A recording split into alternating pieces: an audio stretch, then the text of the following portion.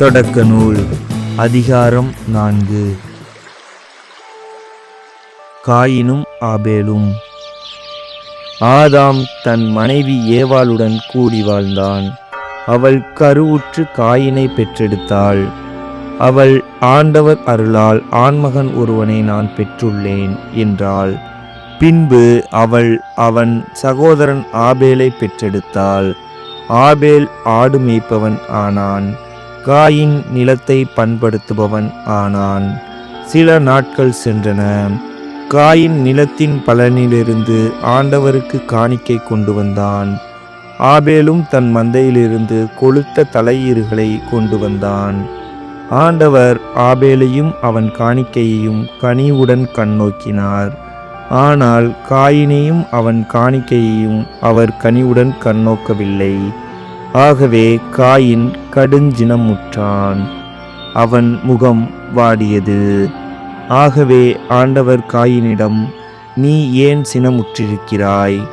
உன் முகம் வாடியிருப்பது ஏன்?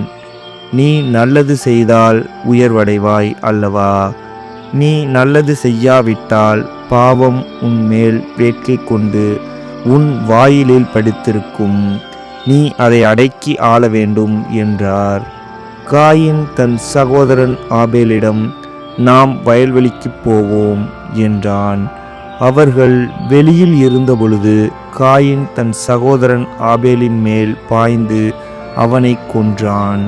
ஆண்டவர் காயினிடம், உன் சகோதரன் ஆபேல் எங்கே என்று கேட்டார். அதற்கு அவன், எனக்கு தெரியாது, நான் என்ன என் சகோதரனுக்கு காவலாளியோ என்றான்.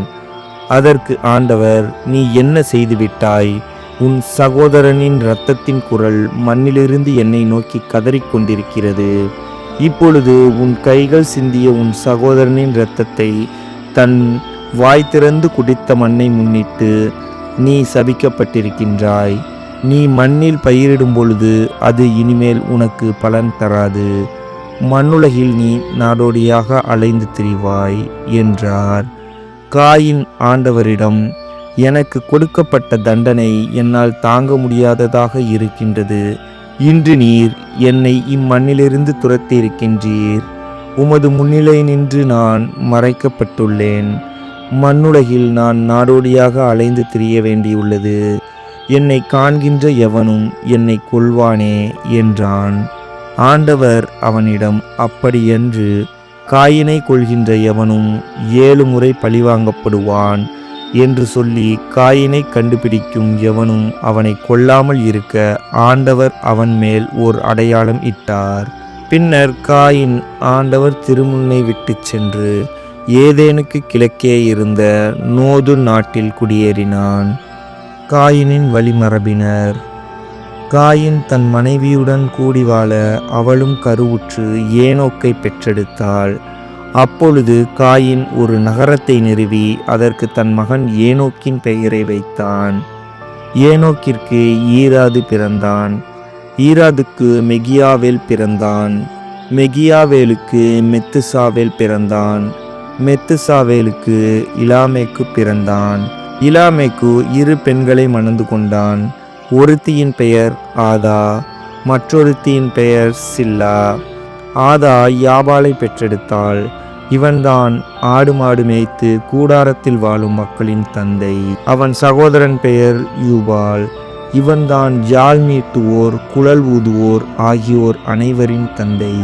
சில்லா தூபால் காயினை பெற்றெடுத்தாள். இவன் வெண்கலத்தாலும் இரும்பாலும் எல்லா விதமான கருவிகள் செய்யும் கொல்லன் ஆனான். தூபால் காயினுக்கு நாகமா என்ற சகோதரி இருந்தாள். இலாமேக்கு தன் மனைவியரிடம், ஆதா, சில்லா, நான் சொல்வதை கவனியுங்கள். இலாமேக்கின் மனைவியரே, என் சொல்லுக்கு செவி கொடுங்கள். என்னை காயப்படுத்தியதற்காக ஒருவனை நான் கொன்றுவிட்டேன். என்னை அடித்ததற்காக அந்த இளைஞனை நான் கொன்றேன். காயினுக்காக 7 முறை பழிவாங்கப்பட்டால் இலாமேக்கிற்காக 77 முறை பழிவாங்கப்படும் என்றான்.